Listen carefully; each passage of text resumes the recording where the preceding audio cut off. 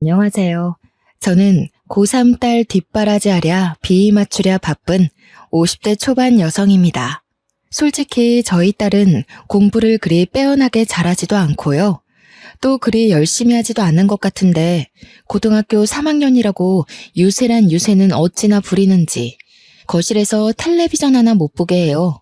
제가 거실에서 드라마라도 한 편 보잖아요. 바로 나와서 텔레비전 소리 줄이라고 뭐라고 하더라고요. 이해해줘야지 뭐 어쩌겠어 라고 생각하다가도 귀가 저리 밝아서야 공부가 되기는 되는 걸까 싶었네요. 지금도 저는 딸이 뭐라고 할까봐 안방에 들어와서 라디오를 듣고 조심스레 사연을 적는 중이에요. 이번에는 또 키보드 소리가 크다고 와서 뭐라고 할까봐 신경 쓰이네요. 그런데 정말 솔직하게 말하자면요. 고등학교 3학년이라고 유세 부리고 성질 부리는 딸이 저는 너무나도 기특하더라고요. 대부분의 제 또래 부부들은 자식들이 성질 부리면 키워준 은혜도 모른다느니 다 크고 부모 섭섭하게 한다더니 그런 식으로 말하고는 하던데요. 우리 가족과 다른 가족들이 조금은 다른 사정을 갖고 있어서 서로의 마음이 다른 것 같더라고요. 저도 언젠가 딸에게서 배은망덕하다는 감정을 느낄 수 있을까요? 아무튼 우리 가족은 이렇게 잘 살고 있어요 하고서 자랑하고 싶은 마음에 이 사연을 쓰게 되었어요. 이 사연을 적으며 벌써 눈물이 날 것 같지만 꾹 참고 열심히 적어볼게요. 저는 위로 오빠가 한 명 있고요. 워낙 가부장적인 가정 속에서 자랐어요. 매 끼니마다 오빠가 남긴 밥과 반찬을 먹는 건 기본. 어린 나이부터 여자라는 이유로 요리면 요리, 설거지면 설거지, 온 집안일을 하며 자라왔네요. 주방에 들어오기라도 하면 큰일이라도 날 듯 굴던 아빠와 오빠가 생각나네요. 아빠와 오빠는 저와 엄마가 밥상을 차리지 않는 한 손 하나 까딱도 안 했죠. 그런 가정 환경에서 자랐던 제가 성인이 되고서 결혼 소식이 따로 없자 엄마부터 시작해서 할머니, 아빠, 오빠 아주 집안이 난리가 나더라고요. 제가 어디 하자 있는 것도 아닌데 왜 결혼을 안 하냐는 소리부터 시작해 맞선을 알아봐 주겠다면서 부모님 친구의 아들을 소개해주려 애쓰더군요. 그 당시엔 결혼을 안 하면 사람을 이상하게 보곤 했기 때문에 그렇게 등 떠밀려 맞선을 봤어요. 부모님 친구의 아들이라는 사람과 맞선을 보고 몇 번을 더 만나니까요. 자연스럽게 결혼 얘기가 오가면서 결혼 분위기가 형성되더니 어영부영 제 의견을 말할 시간도 없이 그 사람과 결혼하게 되더군요. 처음부터 그 사람이 제 마음에 들었던 것은 아니었는데 또 그리 마음에 안 들었던 것도 아니었거든요. 다만 조금 더 알아갈 시간이 있었으면 좋았을 텐데 싶어요. 저의 결혼은 사랑이라는 감정보다는 현실과의 타협으로 이루어진 결혼이라 초반에는 남편과 어색하기도 하고 서먹하기도 했는데요. 정말 다행스럽게도 남편은 알아갈수록 좋은 사람인 듯 싶었어요. 저희 부모님은 정말 한 가부장 하셨거든요. 그런데 남편은 2대 독자여서 그런지 시부모님은 더했지 덜하지는 않더라고요. 저는 결혼하면서 집을 구할 때 시댁에 들어가지도 않고 일부러 시댁과 멀리 떨어진 곳으로 구했는데요. 세상에 시부모님이 우리를 따라서 옆집으로 이사까지 오셨었어요. 교육해야 한다면서요. 어느 정도인지 대충 예상 가시죠? 진득하게 따라온 시부모님은 역시나 한 가지만 하시지 않으셨네요. 제가 만든 반찬 트집 잡기는 물론이고 매일같이 신혼집에 찾아와 참견하시고요. 그리고 결혼하자마자 저에게 아들을 낳으라며 강요하시더라고요. 남편은 그런 시부모님을 보며 제발 그만 좀 하시라고 했지만 이미 손자의 혈안이 된 시부모님에게는 아들의 말도 소용이 없더군요. 저의 첫 아이는 생각보다 이르게 찾아왔는데요. 집안의 모든 기대를 비웃기라도 하듯 딸이었습니다. 첫 손주가 딸이라는 소식을 듣자 시부모님은 저에게 고생했다는 격려는커녕 굉장히 구박하시더라고요.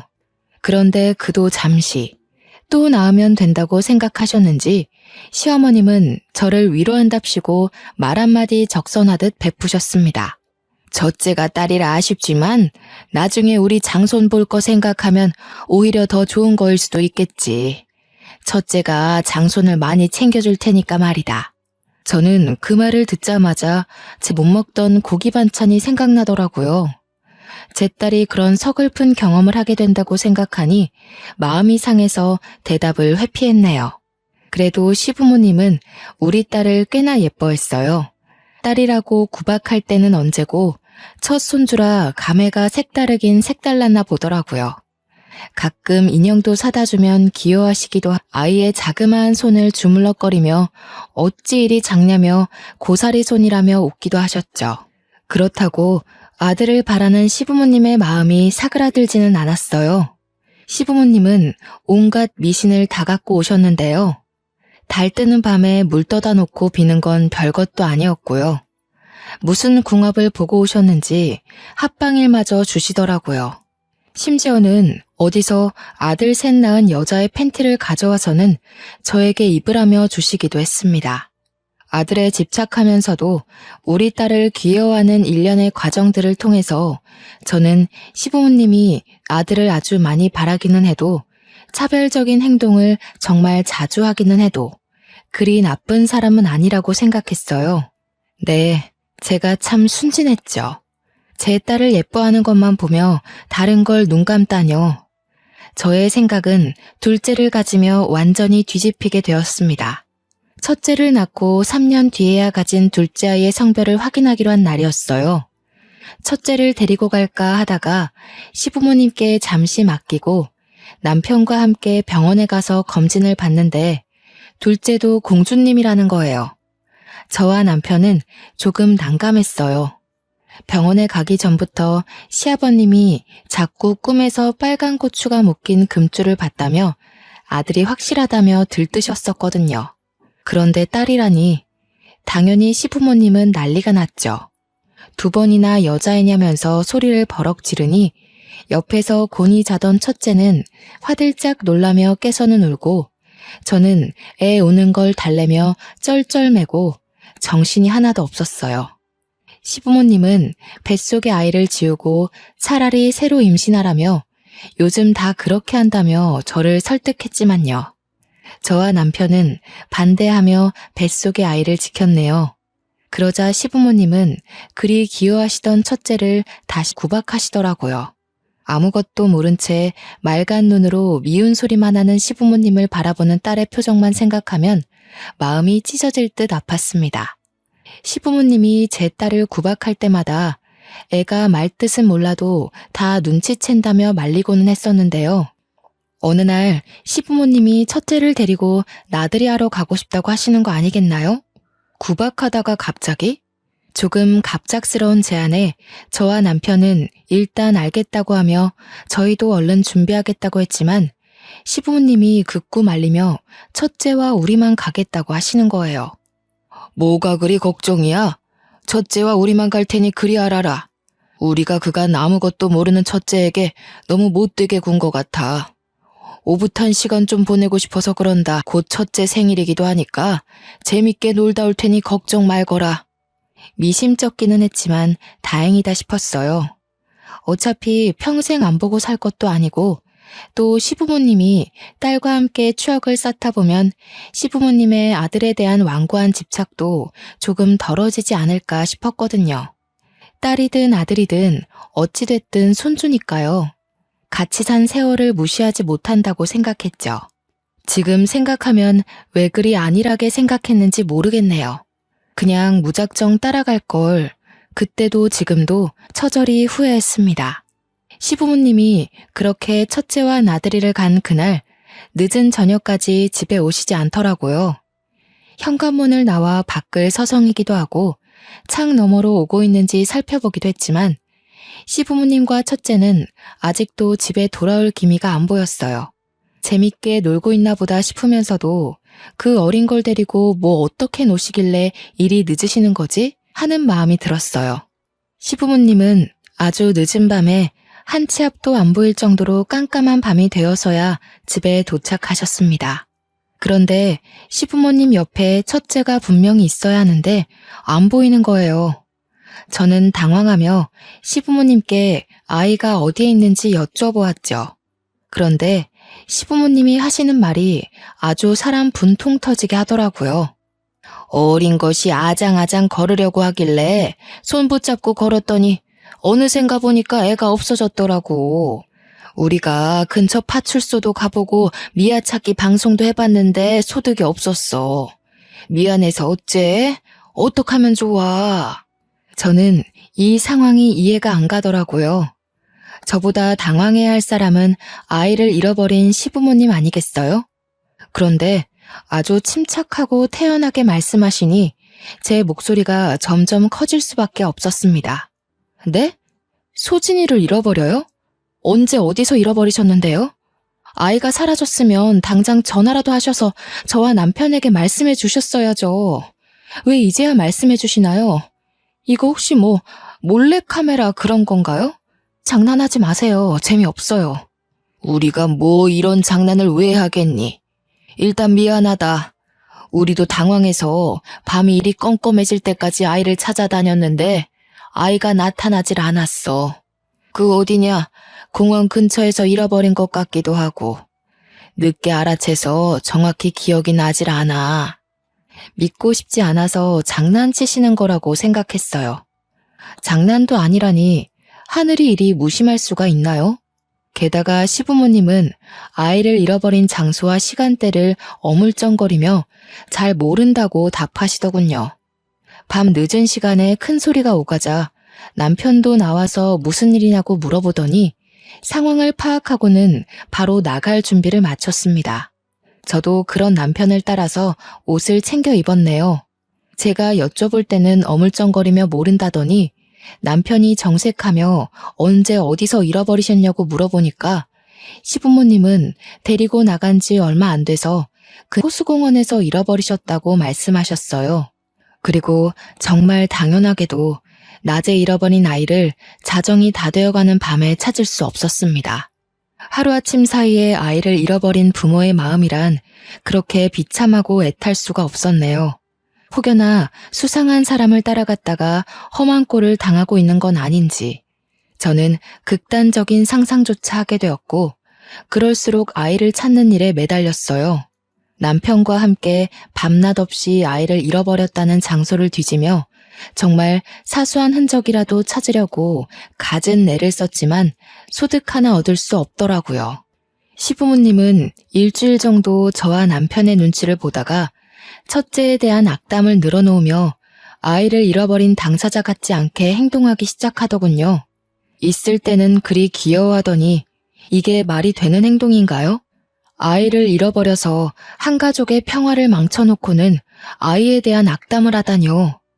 저는 그런 시부모의 행동에 분노를 느끼며 혹시 일부러 잃어버린 거 아니냐며 몰아붙였고 남편은 잔뜩 흥분한 저를 안고는 토닥이며 잠시 진정하라고 하더라고요.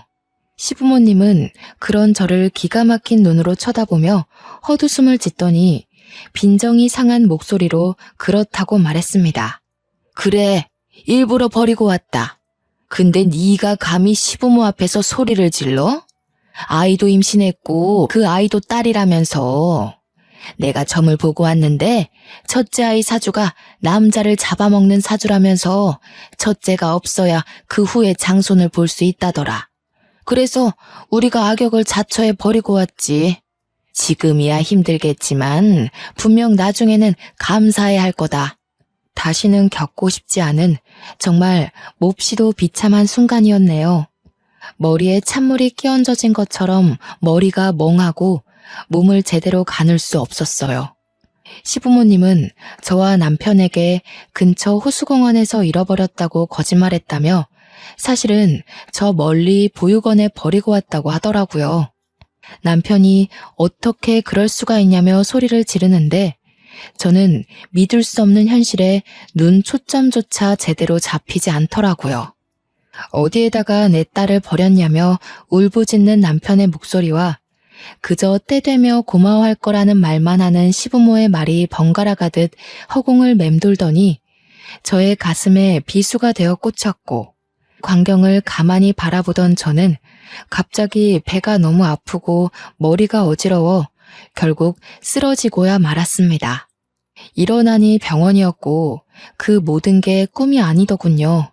남편은 저의 손을 붙잡은 채 울고 있었어요.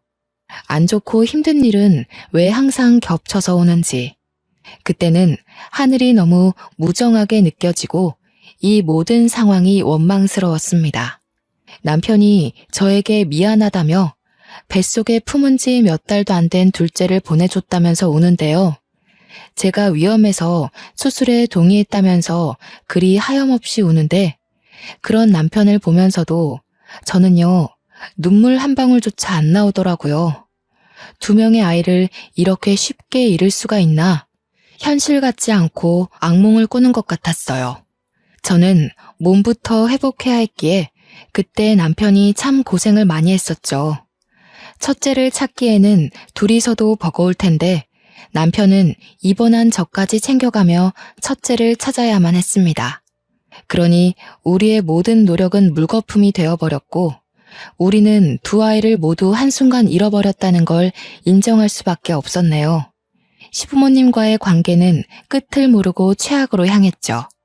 여기서 어떻게 더 최악일 수 있을까 싶었는데요. 최악에도 정도가 있는지 그럴 수가 있더라고요. 시부모님은 여전히 정신도 못 차린 채 입난 저를 찾아오기까지 하시며 아들을 낳으라고 말했습니다. 오히려 잘 되지 않았니? 또 딸을 낳으며 시간을 낭비하는 것보다는 바로 한 번에 남자애를 낳는 게 너에게도 좋은 선택지일 거다. 애 낳는 게 얼마나 힘든 일인데. 지금이야 네가 많이 힘들겠지만 그래도 아들 하나 낳고 보면은 모든 게 다 나아질 거야. 누구 때문에 자식을 2이나 잃었는데 이가 바득바득 갈리더군요. 반성조차 하지 않는 태도에 시부모님이 과연 사람이기는 한 것인지 의심이 갈 정도였네요. 인두껍을 쓴 인간, 아니 그보다도 못한 무언가로 느껴졌죠. 남편은 너무나도 지친 얼굴로 그런 시부모님을 바라보다 한마디 했습니다. 그게 대체 사람이 할 말입니까? 이게 대체 사람이 할 짓이고요. 왜 이렇게 악독하게 변해버리셨나요? 우리 첫째, 사랑하는 우리 딸, 저와 아내 앞에다 다시 데려다 놓지 않으면 저도 부모님에게서 자식을 없애버릴 겁니다. 다시는 제가 죽을 때까지 부모님 안 볼 거라고요. 그러니 제발 돌려놔 주세요. 제발요. 시부모님 2분 모두 남편이 처절히 무너지는 모습을 보면서도 별다를 게 없는 표정이었어요. 시어머님은 남편이 안쓰럽기는 했는지 남편을 안아주려 했으나 남편은 그런 시어머님의 몸짓을 피하더라고요. 시아버님은 찌타고 혀를 한번 차시더니 말씀하셨네요. 아직도 정신을 못 차린 게야. 정신머리 빠져가지고는 어디서 큰 소리를 내? 지금이야 이 애비를 원망하겠지만 나중에는 분명히 감사해야 할 거다.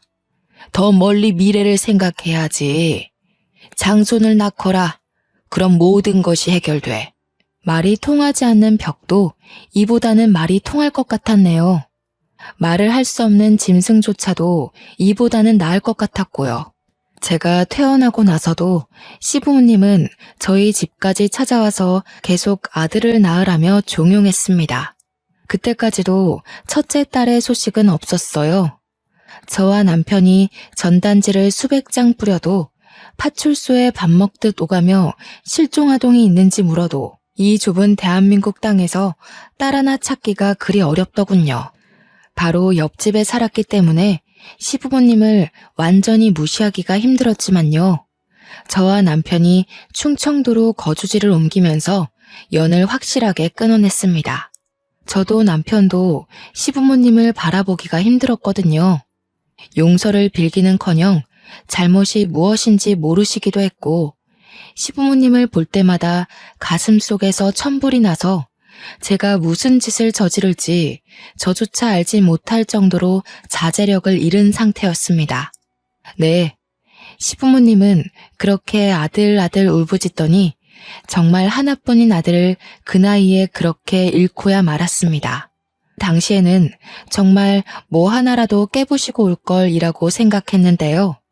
지금 생각해보니 시부모님에겐 아들과 영 끊기는 것이 최고의 복수 아니었나 싶네요.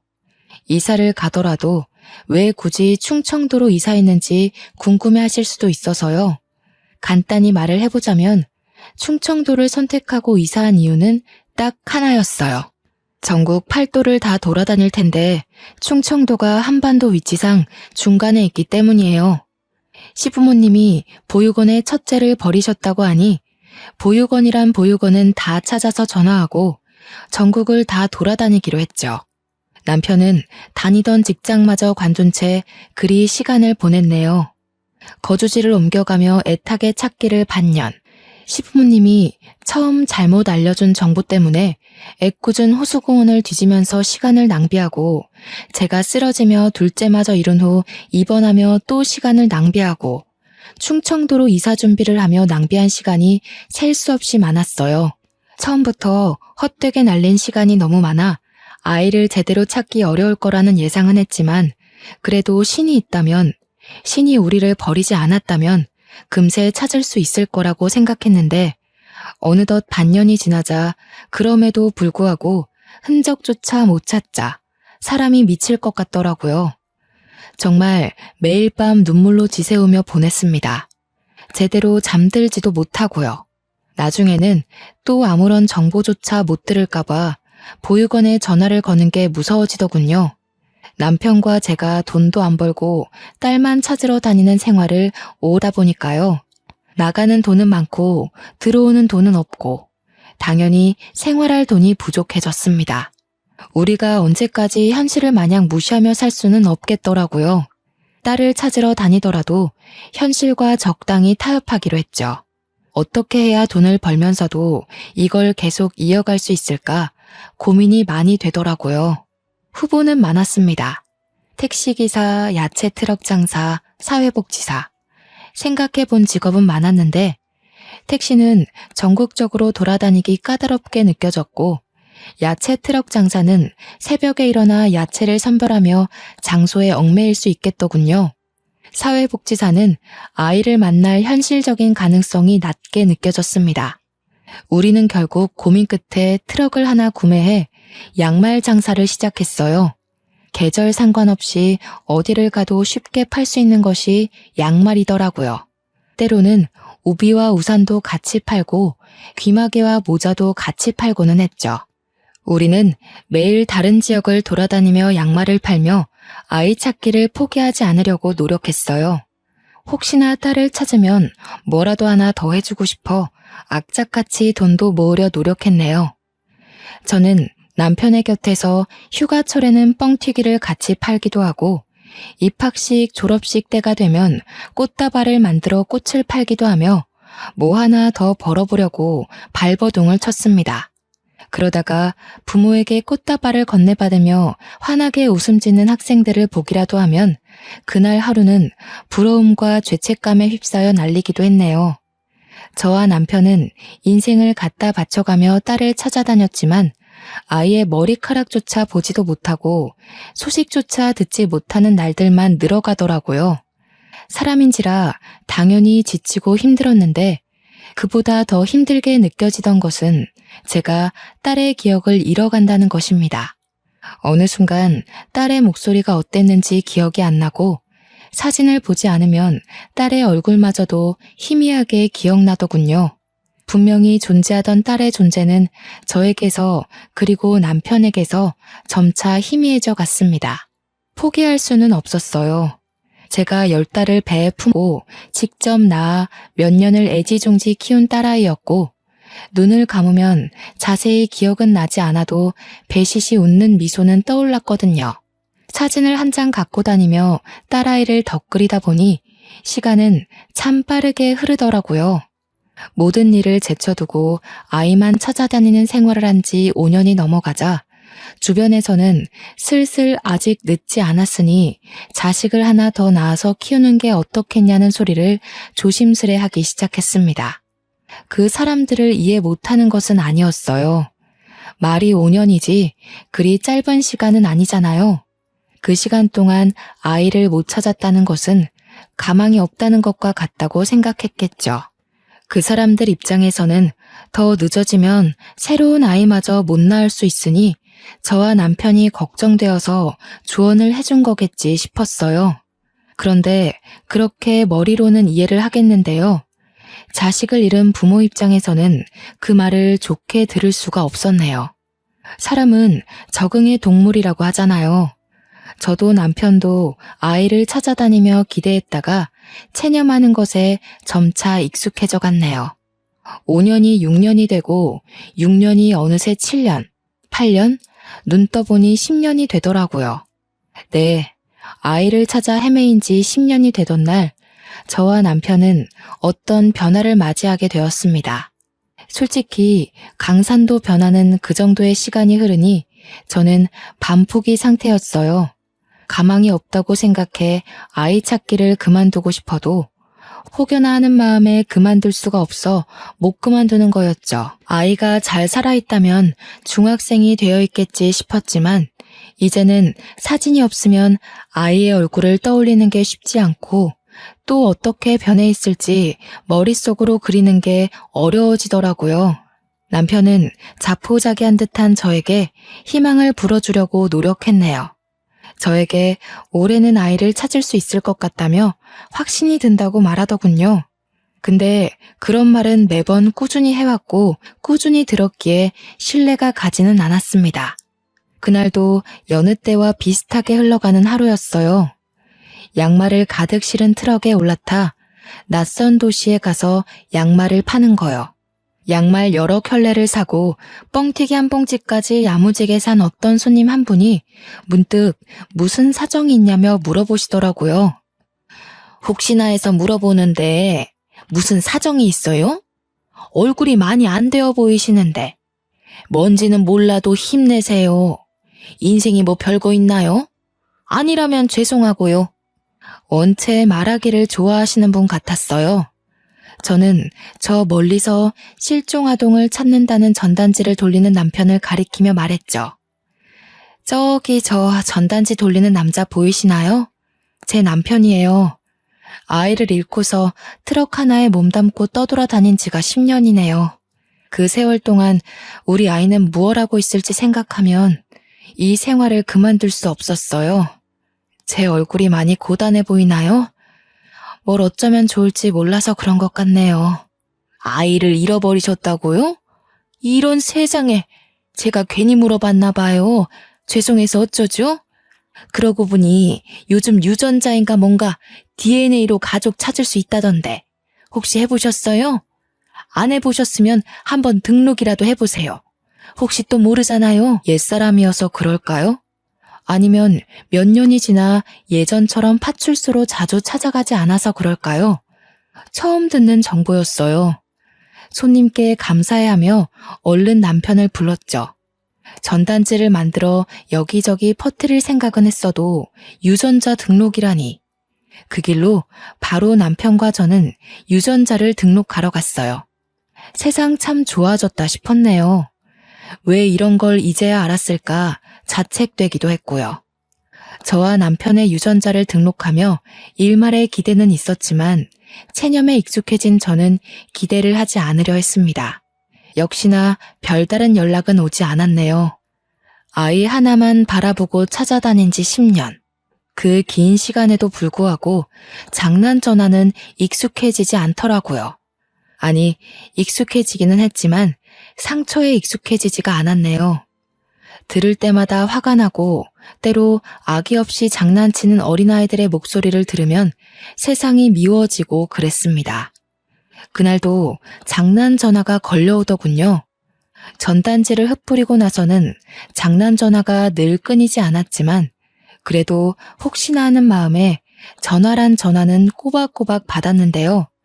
그걸 누가 알고는 못된 장난을 꾸준히 이어가곤 하더라고요. 유난히 재수가 없던 날이었어요. 얼마나 재수가 없었냐면요. 어떤 사람인지 아침부터 장난 전화를 계속 걸고는 제가 받으면 엄마 엄마 하며 간절히 우는 소리를 내는데요. 제가 화가 나서 이런 식으로 살지 말라고 하면 재밌는 말이라도 들은 듯 하하하 하고는 비웃더라고요. 번호를 바꿔가면서 장난 전화를 걸길래 화가 나서 대답도 않고 전화를 끊으면 그리 간절하지는 않나 봐요? 하며 약을 올리기도 했어요. 딱 보기에도 한두 명이 그러는 게 아닌지 계속 다른 번호와 다른 목소리로 전화가 오면서 1시간이 넘도록 그리 장난을 쳤습니다. 본인에게는 장난이었겠지만 저에게는 장난처럼 느껴지진 않더군요. 아이를 잃은 부모에게 아이처럼 엄마라 부르며 우는 목소리를 내다니 아기를 갖지 않고서는 힘들겠죠. 정말 아침부터 모멸감을 느끼기도 하고 사람에 대한 정이 다 떨어져 나가는 걸 느꼈어요. 겨우 아침밥을 다 먹고 나갈 준비를 하는데 이번에는 남편의 핸드폰으로 전화가 오는 게 아니겠어요? 슬쩍 보니 저장도 안 된 번호라 저와 같은 장난을 겪을까봐 걱정되더라고요. 전화를 제가 먼저 받았네요.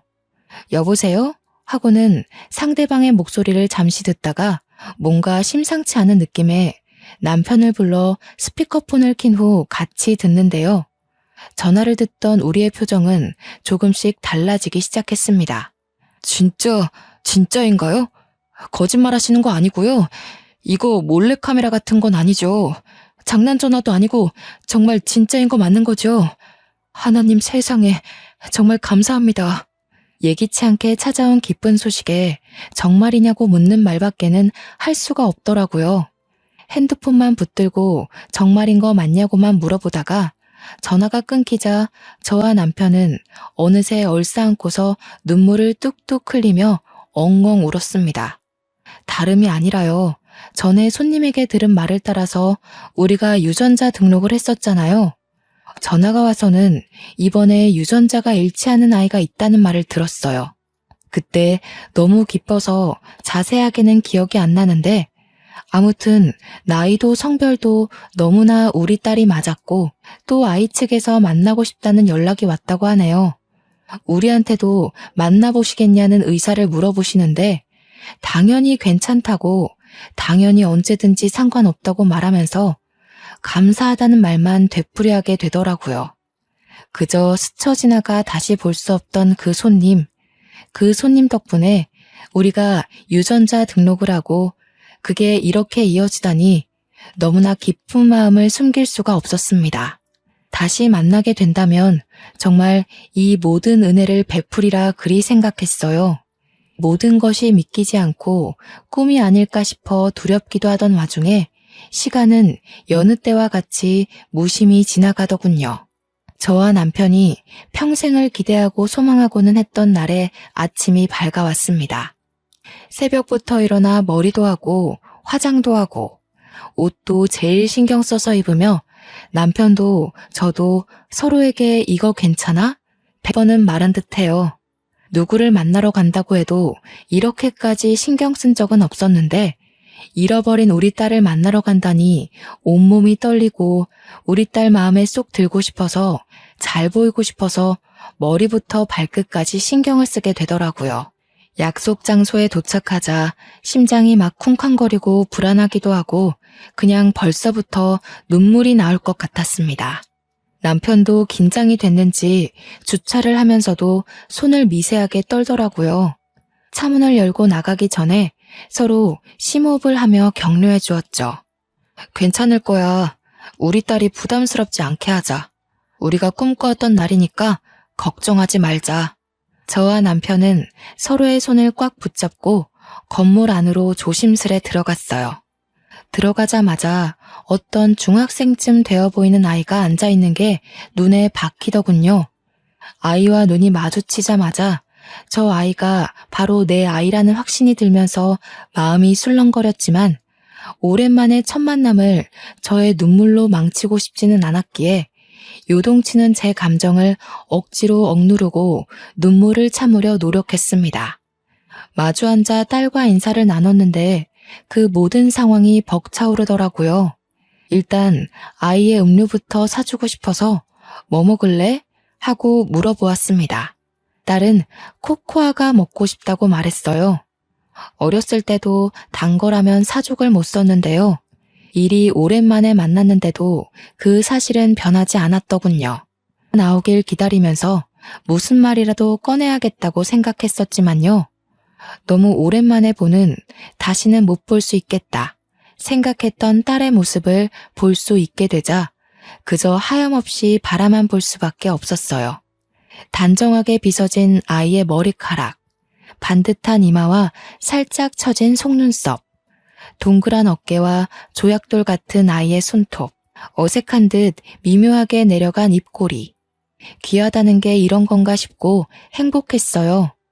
음료를 마시면서 천천히 우리의 이야기를 펼쳤습니다. 딸은 우리가 어떻게 지냈는지, 본인을 찾기는 했는지 물어보더라고요. 깊은 대화를 이어가게 되었네요. 그럼 어떻게 찾지 않을 수가 있겠니? 다니던 직장도 그만두고 충청도로 거주지도 옮겨가며 온 사방을 다 떠돌아다니며 널 찾아 헤맸지. 성과는 없었지만 지금 네 얼굴을 바라볼 수 있으니 그것만으로 만족한단다. 딸은 궁금한 게 많았는지 끊임없이 우리에게 질문하더군요. 그런 딸을 바라보며 저와 남편은 우리가 얼마나 너를 찾아다녔는지, 우리가 어떻게 헤어지게 되었는지 그 모든 것을 사죄하듯 낱낱이 다 말해주었습니다. 얼마나 찾아다니셨어요? 어떻게 우리가 헤어지게 된 거고요? 왜 이제서야 우리가 만나게 된 건가요? 왜 제가 만나자고 하는 걸 수락하셨어요? 널 잃어버린 날부터 단 하루도 빠짐없이 네 생각을 안 한 적이 없었어. 그 후 내 모든 인생을 포기하고 너를 찾아다녔다 해도 과언이 아닐 정도로 그리 찾아다녔어. 자그마치 10년이야. 솔직히 만나지 못할 거라는 생각도 했지만 너를 찾아다니는 걸 포기할 수는 없었어. 죽지 못해 살았단다. 너를 잃어버린 건 우리가 아니라 나의 부모님이었지. 그때 이후로는 연락을 안 해서 지금은 어떻게 살고 있는지 알 수는 없지만 그때 부모님이 우리에게 아주 큰 잘못을 저질렀단다. 그래서 너를 잃어버리게 된 거야. 네가 우리 옆에 없다는 걸 알게 된 후부터 정말 미친 듯이 찾아다녔어. 정말 자세하게 솔직하게 이야기해주고 싶은 게 많았지만요. 혹시라도 딸이 상처받지는 않을지 걱정되더라고요. 시부모님이 너를 고의적으로 버린 거라는 소리를 입 밖으로 꺼낼 수가 없었습니다. 저와 남편은 자세한 이야기는 피하며 우리가 버린 게 아니라는 것을 표현하려고 했네요. 아이는 그런 저와 제 남편의 노력을 알기라도 하듯 빤히 쳐다보더니 이내 눈물이 가득 고인 눈으로 슬핏 웃더군요. 그 어린 것이 어느새 일이 다 컸는지, 왜 이제야 만나게 되었는지, 아이의 어른스러운 표정을 보며 저는 울고 싶었네요. 아이는 울음을 참으려 애쓰면서 본인은 어떻게 살아왔는지에 대해 말하기 시작했습니다. 저에게도 이런 가족이 있다는 게 너무 신기하기도 하고 행복해요. 저는 그저 보육원에 들어가 제가 어릴 때 입양을 가게 되었다고 들었거든요. 솔직히 제가 버림받은 기억이나 보육원에서의 기억은 아예 없어서 얼마 전까지만 해도 제가 입양아인 줄도 몰랐어요. 아이는 보육원에 버려졌고 그대로 그 보육원에서 지내다 입양을 가게 되었다고 하더라고요. 아이는 너무 일찍 입양을 가게 되어서 그 시절에 대한 기억이 하나도 없다고 했어요. 저와 남편에 대한 기억은 있는데 그마저도 형체와 목소리가 흐릿하게만 기억나서 본인을 키워준 양부모와의 기억인 줄 알았다고 해요. 그래서 입양아인 것을 알게 된 후에야 그게 친부모와의 기억이었구나 생각했다고 말했습니다. 본인이 입양아인 사실조차 몰랐다니 그래도 양부모가 잘 대해줬구나 싶었네요. 아이가 너무 힘들게 살아오지는 않아 보여 다행이라고 생각하고 있는데 이어지는 아이의 말에 제 마음은 그저 안타까움과 죄책감에 휩싸였어요. 저는 제가 입양아인 줄도 모르고 자랐는데요. 저에게 그렇게 잘 대해주던 부모님이 이혼을 하게 되면서 순식간에 변하더라고요. 그러니까 양아빠의 바람으로 이혼을 하게 된 거였는데 서로 싸우다가 저에게까지 화풀이하고 싶었는지 제가 입양아라서 그렇다면서 소리치더라고요. 이럴 줄 알았으면 데려오지 않았다고.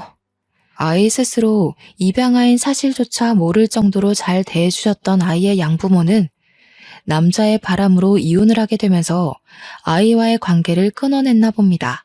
그 당시에는 아이가 적나라한 사실을 숨기려고 들어서 물어보지는 못했어요.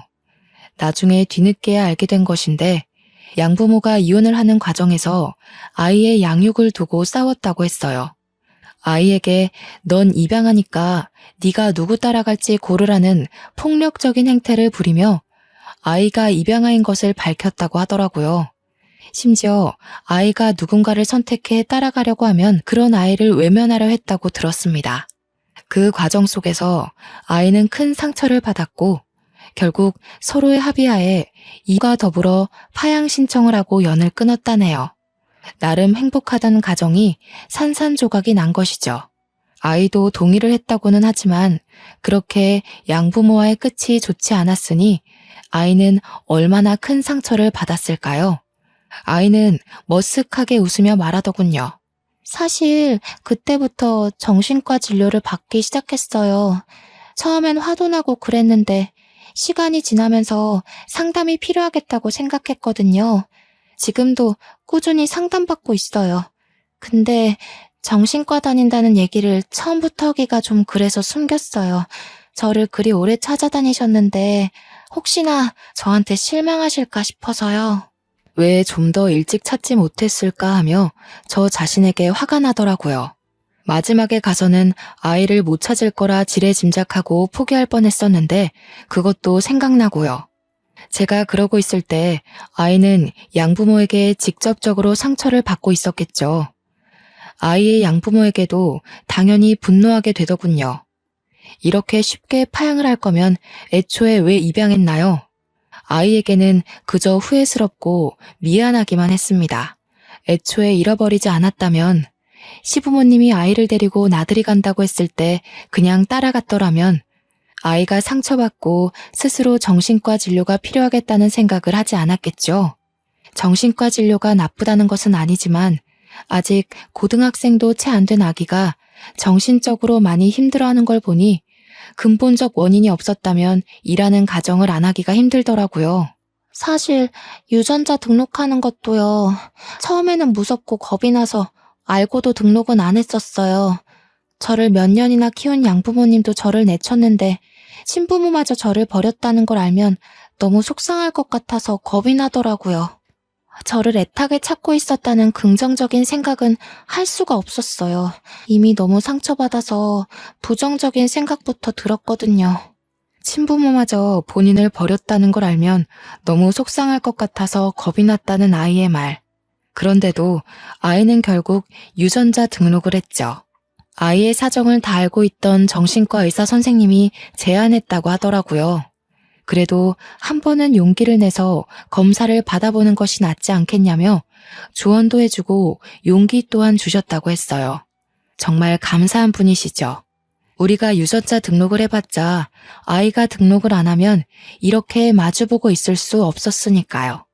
아이는 정말 몇 날 며칠을 밤새워 고민하다가 떨리는 마음을 부여잡고 DNA 등록을 했는데 우리를 만나니까 의사 선생님께 너무 감사하다며 울먹였습니다. 용기를 낸 결과가 너무 좋게 나와서 제대로 된 가족을 만나서 너무 행복하다고 하더라고요. 그런 아이를 꼭 안아주다가 저도 눈물이 나왔네요. 남편은 옆에서 펑펑 울더라고요. 아이보다 더 우는 것 같아서 웃음이 조금 나왔습니다. 갑작스럽지만 그래서 더 행복한 재회를 하니까 이게 꿈이 아닐까 간절함에 나도 모르게 내가 만들어낸 상상이 아닐까 싶어서 스스로 볼도 꼬집어보고 그랬는데요. 볼이 아픈 걸 보니 현실이구나 싶어 실실 웃음만 나더라고요. 아주 아기일 적만 기억하다가 불쑥 큰 아이의 모습을 보니 정말 우리를 빼닮았구나 싶기도 하고 그 사이의 공백이 아쉽기도 했습니다.